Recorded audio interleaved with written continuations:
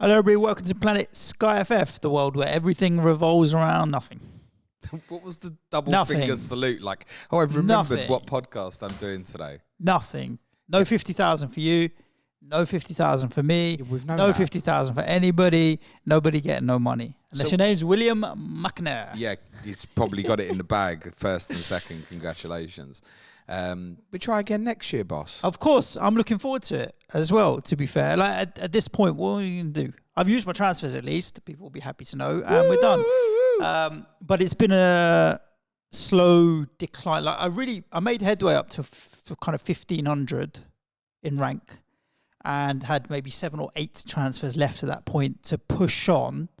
But gambled against Haaland and it collapsed like a house of cards from there. So it was fine. It was one of those things where, like we say, we don't have a history of our overall rank in Sky, so just crack on and do what you want to do.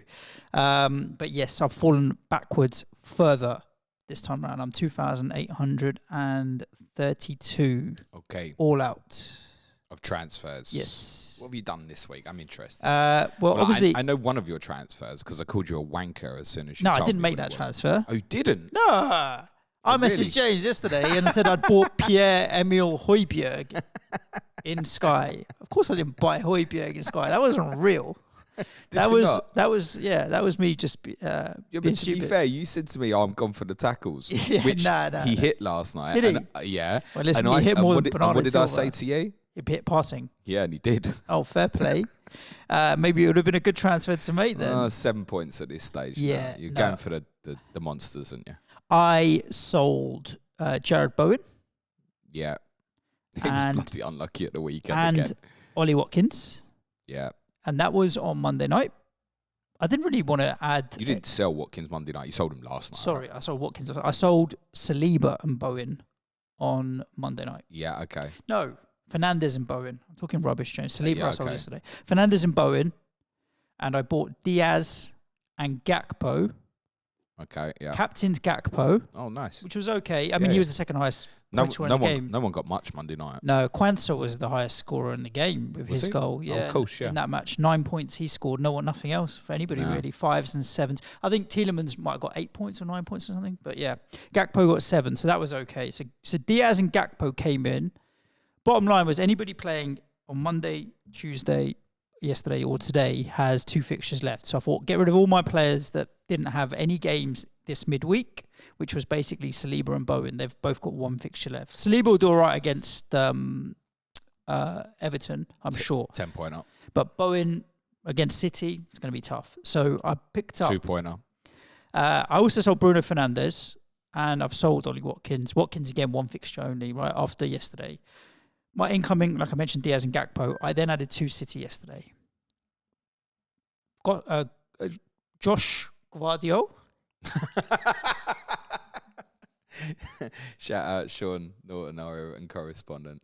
How do we know? That might be his nickname. Josh. It might be his nickname. Didn't it stay up like all day? I don't know. Their tweet. I'm sure it might the be FPL Josh. account Anyway, tweeted, "Have you got Josh Guardiola?" Josh, Yeah. it might be his nickname. Josko Guardiola. And then I couldn't afford Phil Foden by 0.1. So I had to buy Bernardo Silva, which I thought was fine anyway. So I bought Guardiola and Silva. So I've now, I've got 85 points this week. I'm lined up with Petrovic in goal, double Liverpool defence in Van Dijk and Trent, That might do well, Sunday. plus Guardiola. My midfield is Rodri, Bernardo Silva, Luis Diaz, Anthony Gordon, Heung-min Son. All right as well for the weekend. I mean, Bernardo and Rodri have got West Ham. You've got Sheffield United. Diaz has got Wolves at home. They're all okay. And up top now, I've got Isak and Gakpo. Okay. Is that captain tonight? Yes, though I may put it on Gordon. Depends. If I see the teams and I'm feeling fruity, Palmer? I don't own him. Of course you don't. No, I don't own him. That's one weird anomaly. Yeah. So now I'm all set. I'm done with my transfers. 85 points, 2,800 rank, whatevs. 2 captaincies to choose. Okay. I'm on 100 this week with no transfers. Because you own Haaland, made. basically. Yeah. And I don't. Well, And you captain him twice, yeah? I know. I would. at this stage, it's like, it's interesting. He's going to give me PTSD next season. Like, I'm going to find it very hard to go without him next season, just because he's hurt me this season. It's safer, generally speaking, in this game to have this bastard, mate. Please buy him Real Madrid. Takes that equation out of my life. Won't be this summer, mate. I don't think. Next one, maybe. I'm on 100 this week, and obviously no transfers made. I was out from Anana last Monday night, which I felt like was a shitty score, but actually a really good gauge I find is looking at the Content Creator League. Yeah, and the scores are in and around that. Some just under, some just over. Shout out Liam Dorian's had a monster this week, 136, I think. But actually, across the Content Creator League, that looks like a kind of a reasonable score. I'm sitting at 61st. I'm 12 points behind Ian Parrin. I'm going to guess Ian's probably got 4 transfers to make tonight, knowing him. But there's a little bit of a target to try and hit the top 50, but there's nothing much I can do at this stage. It's out of your hands. Other than captaincy choice is the only thing you can do, right? Oh, yeah, and so referring to last night, it's interesting. Like at this stage, like you take punts. It doesn't matter, but I do think you got to pick your battles. And listen, you can say Haaland's had 3 penalty area touches last night, but he was always going to have a chance last night. There was no doubt about it. It's not like some of the away games he has where it's like, oh, someone's going to get really tight into his back all game and stuff. You know that an opportunity against my team will come for everybody, even for Sheffield United at a weekend. They'll have a chance, no doubt. So that was not one to take on and fight against, whereas I'd be happy to take on Palmer tonight, right? Palmer's ownership. Palmer's a loser for me in the book if I don't captain him, right, because of that ownership. So that one I'm more happy to take on. That said, I mean, if I don't captain Isak, there'll be enough captainers for him out there if he starts tonight. That's also probably a loser in the book. But if Isak doesn't play, we understand he was ill on Monday, perhaps. We think he'll probably play. Then I've not got a lot else to do tonight but captain Palmer, because what's my alternative? Gusto probably don't start. Anana, even if Isak don't play, I'm not fancying that. So I'll end up back on Palmer tonight. So I think captaincy is picking your battles, isn't it? And it's the same. We look at Sunday, and it's interesting now. I think this will play psychologically on people, because the instinct certainly on final days to chase, and people will say, oh, you've got to chase. But it's dependent on what you want to do, right? Yeah, it's because a lot of people in cash mini leagues as well. It's exactly that. I'm in a position where I'm possibly looking to protect in one particular cash league where it's going to be, all right, it's 70 quid, but it's 70 quid, right? It's a good day out, mate. I'm captain Haaland Sunday. Yep. Against your lot, because your lot might fold. So I'm might or will. Who knows, mate? Yeah. Who knows? I've seen my team put up at low block and be the biggest pain in people's asses before. If we did it, would it surprise me? Absolutely not. But they're that good, right? Even you guys put up quite a good fight. Although I wouldn't say you didn't put up a low block, that's for sure. We played well last night. Quite the opposite. I watched the first half, and there were a number of occasions where you were pressing, and when you were pressing, then when they had the ball at the back, you end up with like 4, 5, 6 players all in their half trying to close down their players, and you're just like, that looks like a little bit dangerous. You just got to get through that, and then you're done for, basically. But it was to do it, you got to have the cojones, and I respect that. And actually, to be fair, when you get it right, it's perfect, right? And you did for periods. We are drifting into Tottenham, which is our Patreon podcast. Yeah, today. I just think I would suggest that you bring some. Bring some popcorn to this one, We're talking about Man City for Sunday. I still think they're the standout as the captaincy options. In terms of people that have got transfers left now, because there are some, the obvious would be like, okay, tonight you could get a bit more Newcastle or Chelsea. But neither of them have got like easy fixtures at the weekend. It depends what you've got, right? So if you do have transfers left, the instinct I think is to use them tonight, particularly say if you're sitting like Bruno Fernandes ownership in the top 1,000, 22.6%, so let's call it a fifth roughly in the top 1,000. If he's not in the team, there's a strong consideration to move that on. But also, interestingly, if you're sitting there and you've already got, Isak if he plays, if you had Gordon, if you've got Palmer, you start looking at it. Where am I going here tonight? What are you doing? You start punting into like João Pedro or Pascal Gross. Maybe. And in a weird way, you almost wonder if you'd rather wait for something else that's a huge differential on Sunday that just might have a bigger ceiling, like a Michael Elise. It's obviously big talk ahead of Villa might turn up pissed at Selhurst Park on Sunday now. There's every chance. Probably. Brian Bumo against Newcastle, maybe. Home fixture. People like Martin Odegaard's got really low ownership. I mean, a Dingra. Or, you know, it's wild but not stupid. Do you come back in tonight for like a Nicholas Jackson if you haven't got? I guess you probably do that. But even adding extra Arsenal if you don't own a Havertz or something, I don't mind that. There's a case to say wait for something on Sunday rather than tonight, depending on what you've got. Like, you know, if you haven't got these one guys of the big who can boys, really go off tonight, like Isak, for example. Palmer, go tonight if he's in the team. Palmer, everyone's going to average near enough. He's 99.3% the top 1,000. Not you, fine. I'm not in the top 1,000, so.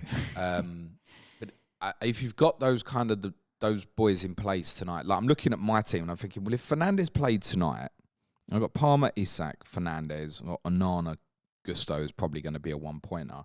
But I look at that. If I was sitting here now with one left, would I maybe even just wait for Sunday? Yeah, I don't see you missing anyone other than maybe Gordon, who could go big. The reality is I would have gone for City. Gordon's at 20%. I would have done what you've done. I would have gone for City last night, I think. Bernardo or Rodri or whoever. I don't mind that, mate, at this stage. What you're trying to do is fine. Yeah. Cool. Do you want to... Should we cover off captaincy then? So tonight I'm on Isak, and on Sunday I'll possibly go Son or Gakpo or Diaz. I think it's quite open for me on Sunday. Yeah, there's so many options. They're all captainable. If I fancy Sonny to go big at Sheffield United, although you can't get Champions League now, so is there as much riding on it? Maybe not. Liverpool, I think, will do very well against Wolves. So again, if I see Gakpo in the starting lineup, leading the line, I think I'd be tempted by him. But also Bernardo. I don't mind Bernardo Silva against West Ham. Someone always has that freak 2 goals and an assist stupid outcome, and he could be that guy. Again, Van Dijk and Trent, home fixture, maybe clean sheet in there. Does he finally deliver some attacking goods Salah as well? I tell you what, I'd be really seriously considering captain with what you've done. Yeah. It's Gakpo. Yeah, I like Gakpo as an option. If I see him in the starting lineup, Diaz on one side, Salah on the other, then I think I'd be tempted to go Gakpo. Yeah, I really don't mind that. I think, I mentioned a few. I think Gakpo you can add to that. Differentials you can get in, you think, if you want to captain them Sunday, have got that, the potential. Like, could Gakpo get a couple against Wolves? Yeah, definitely. Elise, Boomer, as I mentioned, Odegaard, you're going for these. Well, you got if you're chasing, you want to get the guys who no one else can get to, right? Correct. It's some of these, like how many can get to say an Odegaard this Sunday, for example? Probably not. You might have a group of people. I think maybe might have De Bruyne. I might be a bit concerned after last night if he's going to be available, and that will be a temptation. Well, that's a good example. I wonder if you're better off waiting for Sunday under that circumstance. Again, depending on what you got tonight, and go right. So I can go Odegaard, or you don't have Foden. Okay, Foden's definitely going to play centrally. He is basically off coming from the left into central areas anyway because of Vardiol's positioning. But I wonder if you wait for Sunday, actually. I think the only one I'd be really keen to steam into tonight if I didn't own is Isak if he's in the team. Otherwise, I'd strongly be considering waiting. For captaincy Sunday is loads, Suj. Yeah. Loads. Yeah. And depending on where you are and what you're trying to do, have a bit of fun with it. Yeah, I completely agree with that. Good. Do you want to cover off some stats, James, of what we've had from the weekend up until now? I mean, we can rattle through the relevant bits, as always. Shall do. So from City at Fulham, little note, João Paulinho, 10 tackles, 1. And not even a yellow card. So what? Yeah. No yellow.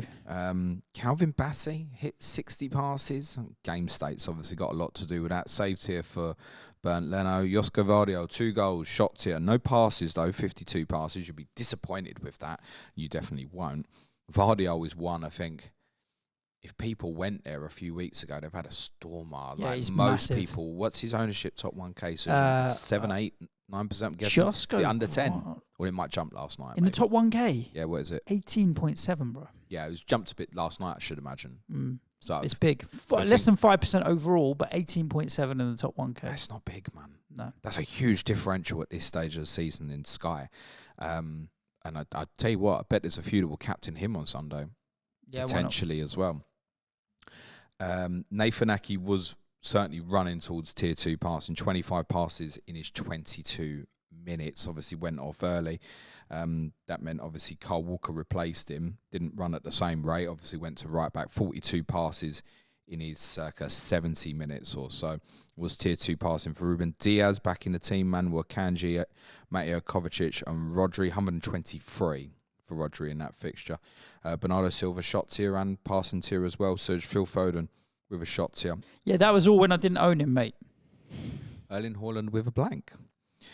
From Bournemouth Brentford, just briefly, I don't think we'll be looking at any Bournemouth away to Chelsea this Sunday. I don't mind like Bumo though at home to Newcastle. I really don't mind that if that's a rogue sort of punt to consider maybe for Sunday. Fleckham with a save tier, Lewis Potter shot tier, Region 7 tackles 1. From Everton Sheffield United, you won't be looking at these two at the weekend. Decore, Calvert-Lewin shot tier, and Nana Gay, Branthwaite in tackles, Fodringham with a save tier. Some interesting stuff from Newcastle Brighton. Obviously, the two of them play tonight. Joel Veltman obviously scored, went off injured 5 minutes before half time. 1 pass completed.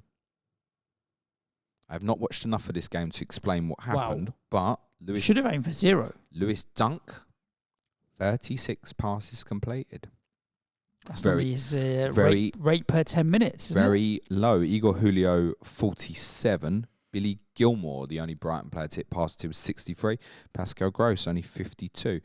Adingra and tackle tier. Enciso shot tier. That's a punty one.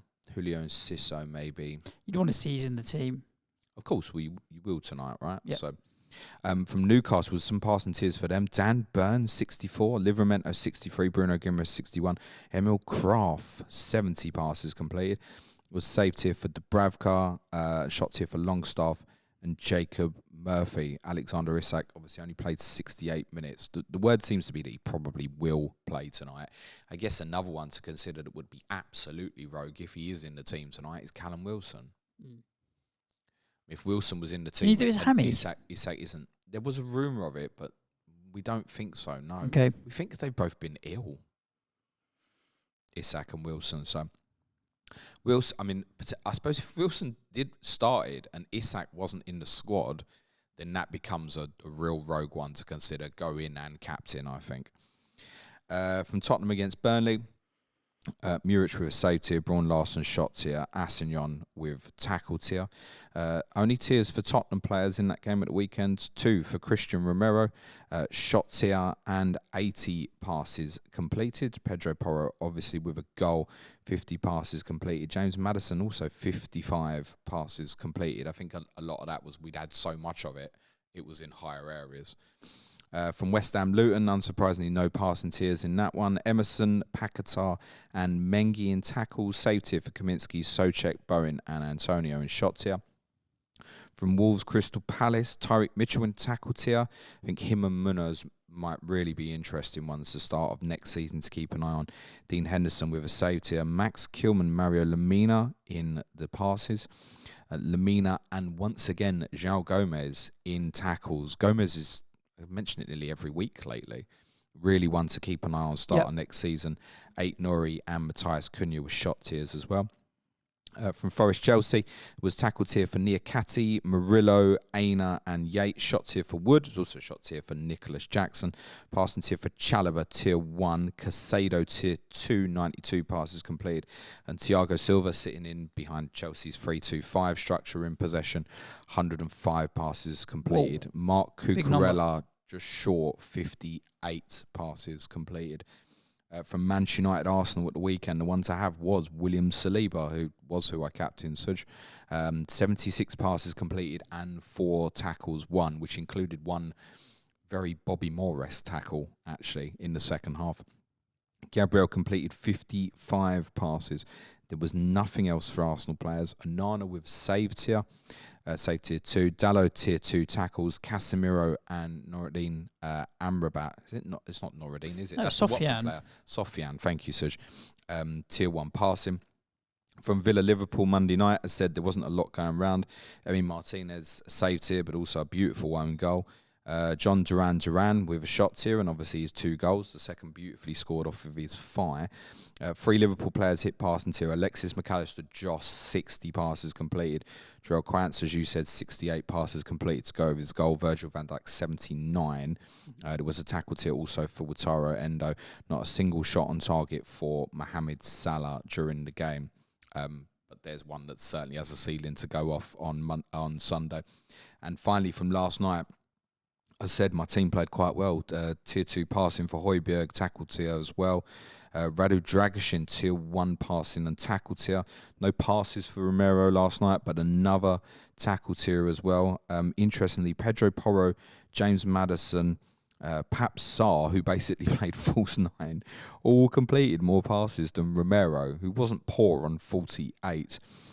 Mateo Kovacic, 70 passes completed for tier 2, was more than Rodri. A rare only tier 1 passing for Rodri, 66 passes completed, but he did make up for it with a tackle tier as well. Erling Haaland obviously with a shot tier for his 2 goals. Yep. Both Manchester City goalkeepers hit save tier, Ederson and Ortega.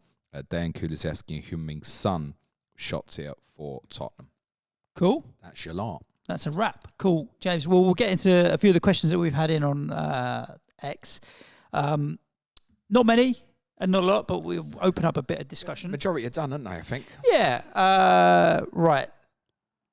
A couple of these questions as well, I think we need to save for next week. It's kind of like season ending, thoughts on next year, price predictions. Like I can understand price predictions. Just do them now, boss. No, but in FPL, everything's 0.0 or 0.5. In Sky, you've got every permutation. What am I going to do? Predict Erling Haaland is 14.3 or 14.4. No, but you know who's going to go up, who's going to go down, think or stay level, really.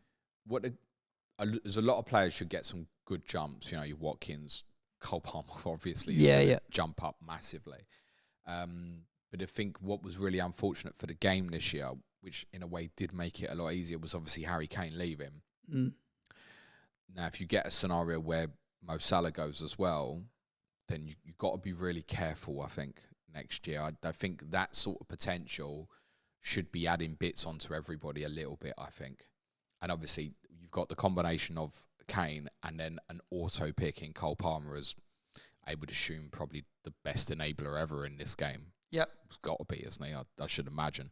You mean auto pick Haaland? Might be people saying Mahrez and stuff like that. I don't know what his price was in the year Leicester won the league. There was no debate on which enabler midfielder, right? We spoke about it at the start, and then by December it was like, forget this shit. I mean, this is again a lack of forward options problem. So part of the way of solving has it been outstanding. No. I mean, but he's been very gettable. Would you then think that maybe switching a few midfielders to forwards, if they're wide forwards, might help make it a little bit more interesting? But I don't know. I feel like the game's been better for this change, personally, because I just think in the past, people will say this, change it back, make Salah a forward, Son a forward, all that. I don't know. I feel like in the past, there's been so many times we've been looking at midfield options and you just end up on default consistency ones like Rodri. Yeah. Or in the past, I think like James Maddison at Leicester's been a good example. You're like really struggling here. And I think the game's better for this because I don't think there's a shortage of forward options. Like Son might go back to a forward in this next year because he has played through the middle quite a bit. So there's a bit of debate on that one, for example. But I think in the likes of Isak, Watkins, Havertz will probably be a forward next year, I would guess. So there will be options there. You know, Liverpool might buy a new number 9. Tottenham might buy a new number 9. Richarlison has been injured a lot this year and actually performed okay when he's played. Jackson has stepped up recently. I don't think there's a shortage of options. I think if you flip it all, Suj, you'll have a worse problem in the midfield than what you've got up front. Okay. Agreed.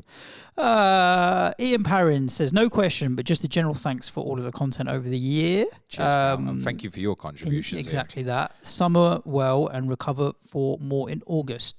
We're ready to go. I find it interesting. I don't know. Last week was obviously mental health week with the Premier League and stuff, right? FPL, like we record FPL pods and we record Sky pods. regardless of whether it's a bad week, if I've had a bad week, FPL, sometimes I can't bother to chat about. Sky, regardless of whether it's a good week or a bad week, I don't mind talking about. Like, I never feel like, it's a pain. And I don't know if that's mainly because it's a longer term game. Like, you don't get so focused in the short termism of this game week, because everybody's at different places, and it allows you to zoom back a little bit. And it just got me thinking, like, in terms of people that are thinking about playing, and we've talked about it, I wouldn't make a statement like it's better for your mental health, but it definitely affects me less in a negative sense than FPL does, just because it doesn't have the short-term nature of it. And I think, am I excited for next season? Yeah. Am I bothered about next season's FPL? Maybe. Probably not. I can't play. Of course, I'm going to play FPL, and I'm ready to go. But I'm excited for Sky. FPL's just whatever. I'll play again. Listen, we went on Juice. For those who watched it, will have heard. We went on Juice last week. And we're like, Sky's a better game. It is. We're like, is it really? Why should we play? Yes, play. Yes. Maybe let's throw this out as a sentence. Then maybe see what you think of this. Maybe go on. FPL. You're only as good as your last week. In Sky, you're only as good as your next week. Oh, interesting. That's a philosophical quote that we need to think about. I need some time to digest. But yes, Ian, thank you for your contributions, both coming on here, guesting with Paul and Fergie on. By the way, Fergie, I didn't realise that fucker's 600 in FPL. Is he really? 600 in FPL, not K. 600. Is he really? I heard that shit yesterday. So at the same time as he might beat his Sky rank. Nah. I think I was listening to the Juice Boys last night, and at the same time as the meetup, FPL meets is on Sunday at the Thirsty Bear in London. Shout out! They're doing one in Edinburgh. I think FPL Veterans organising it from yesterday, what I could gather. And he said, "Yeah, Paul McNulty's coming down. He's 600 in FPL." I was, is he? Who's 600? Paul or Fergie? Oh, I thought you said Fergie. No. You Paul. said Fergie. Oh, no, sorry, Paul. Paul's 600. Wow. He doesn't even like FPL. Exactly that. Well done, mate. Yes, mate. Sorry, Fergie. Yes, you're not going to beat your Sky rank, though. Fergie said when I went on theirs, he said, we'll have a doozy for the rest of the season. Yes, Fergie, I've done you, mate. Oh, fair play. FPL Frog, thanks for the Raya over Onana tip last week. Seems to be paying off.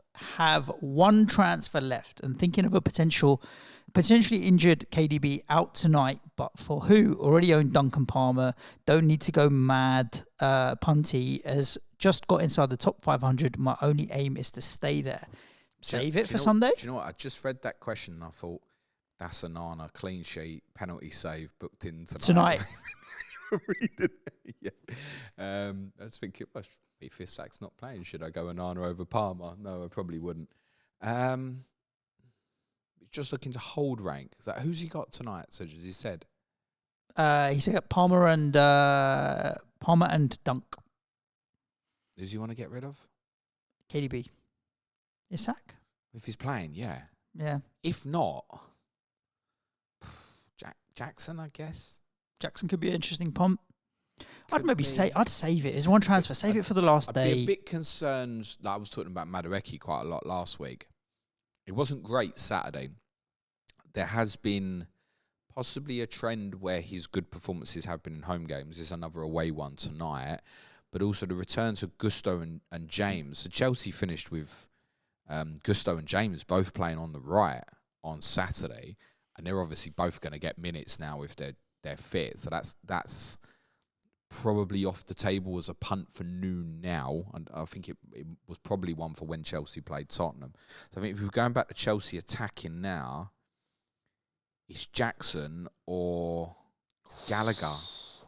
Not Madueke, Mudryk, none of that I don't nonsense. think so. The thing with Gallagher as well, he won't it passing tonight. We could well it a tackle tier to go with an attacking return or something. No, I think Madueke probably no now at this stage. I'd buy Gallagher over Madueke in this format. If Thiago Silva was in the team tonight, that's another interesting one. Purely because I think he almost definitely plays on Sunday because he's leaving, right? Is it at home on Sunday, isn't it? Yeah. And that's his farewell. then again, you don't expect passing against Brighton. I know, but interestingly, obviously those Newcastle players did hit it. Something's happened there where they've defended really well against Villa, and then there's been a more cautious approach on Saturday at Newcastle. I actually envisaged that game being low scoring tonight, whereas I think the game with the two Uniteds might go off a bit more. That's my instinct. Yep. Mariusz says, thank you for your last Sky Pod reply. If you remember last week, he asked the question as well. With Sudge's strategy and James's suggestion, I don't even remember what we said, but whatever we did, he's in the top 400. Whoop! Are you planning to do a Sky season review pod with learnings, especially for new players? We will. I had moments this season I felt stuck, even with lots of transfers remaining. I mean, we always review our seasons once it's all wrapped and done, so definitely. I do think there'll be some really interesting learnings. I'm also really interested in your opinions on what will happen next season because of the lack of doubles. Therefore, if more teams are playing with less rearranged fixtures, is there going to be less 2-for-1s, 3-for-1s, all that kind of stuff? And so what do we do next season with that? So the answer to your question is yes, and it will be after this week, like next week. We'll we can talk that next week. It'll be really interesting. I like to review what happened this year, looking back at it. Even, for example, Streaky's asked, can you give us some of your best and worst transfers of the season? Probably, I don't even remember half the good ones and the bad ones right now. But I need to flick through like game week history to have a look and see what works well. The one that springs to mind is Pickford recently. He's done well for you, hasn't he? Yeah, well, it was the fact that it was when I bought him, right? Because I had that problem on the Sunday when Everton played Forest, because there was loads of rumours about the Liverpool team being a bit off, wasn't there? And I brought him in and captained him, and that obviously returned well, and then he's obviously had more clean sheets since then. Obviously, I moved it on to Onana, but that little period there, I mean, in terms of worth for a transfer, for someone to dip in and dip out, you need to hit it hard if you're doing that, and he did. So, to be honest, I'm going to chuck out an Everton player as well. Like, I had Brantford at the same time. I got him a week or two earlier than you got Pickford, and he did all right for me. Chipped in with goals and clean sheets. Like, when he wasn't keeping a clean sheet, he had a couple of attacking returns as well. He won the penalty. Well, got wrestled to the ground for the penalty. So I'd say Brantford, but I'll have a flick back because that can obviously form part of our season review. Right, and last question of the show, James, goes to Dave Hannigan. For this season, captain suggestions for the last days to attack rather than defend. We've mentioned a lot of them, but you know, I like Gakpo. Yeah, I really like that shout as well. A lot of people might be able to get to a forward as well if you've only got two up top. I mean, Havertz, I'm going to guess, is pretty lowly owned as well. I think so. I mean, obviously, the title's not going to come down to goal difference now. That's quite important. And neither is European places unless there could be a specific goal difference battle between Newcastle and Chelsea, subject to the results tonight. If Newcastle and Chelsea did both catch Tottenham, which can happen, by the way, their goal difference is both better than Tottenham, so that's not relevant. But it might be a duel between Newcastle and Chelsea for goals, but neither of those two games, Newcastle at Brentford, Chelsea and Bournemouth, neither of them scream as batterings to me. I still feel they're more likely to be Liverpool, I think, might even be the top, then City, then Arsenal. And like I said, I think Villa might turn up pissed on Sunday. They really might. They'll just go to Palace and have a party. When Tottenham got in for the first time, remember we played Burnley, and Burnley had already been relegated. We went 2-0 up. We lost 4-2, and we still had a party and stuff. And it would be like that for Villa at the weekend. Michael Elise has been talked about a lot in FPL this week.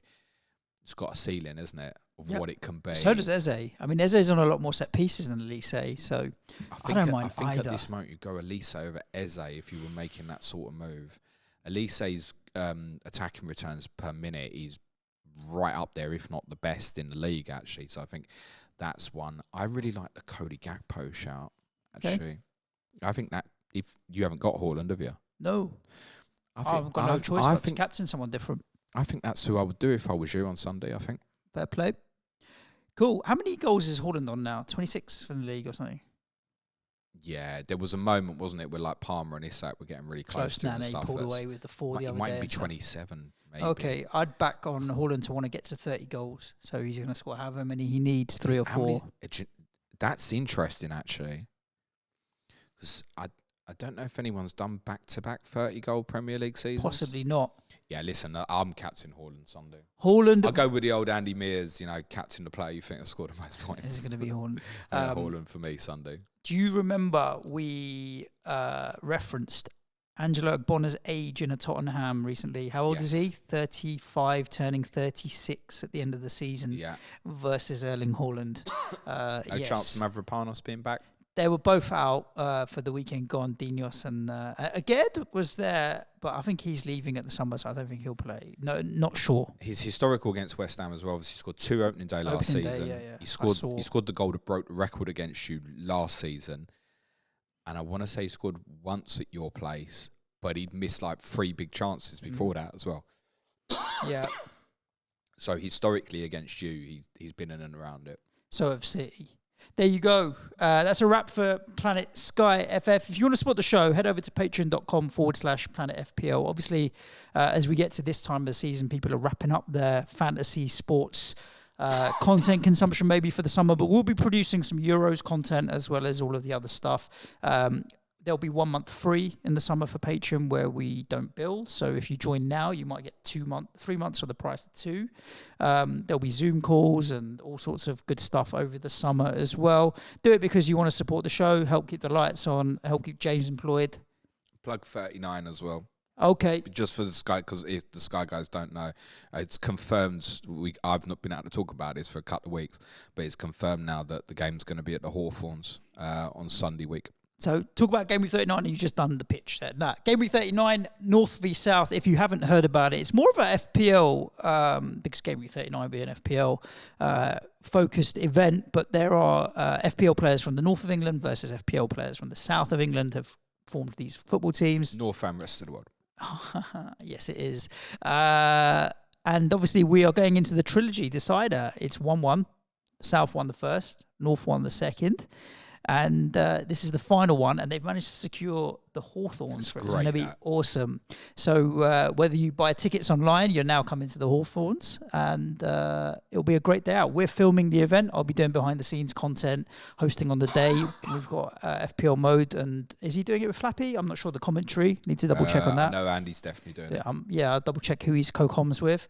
We'll be there on the day supporting. It's all to raise money for Street Child United. Over the last couple of years, been close to like 17, 18 grand they've been able to raise. So we want to try and push that again this year. It is the final one, I think they've decided, as a wrap-up of the trilogy. So it'd be a great way to wrap up the fantasy season. It's on the 26th, which is the day of the FA Cup.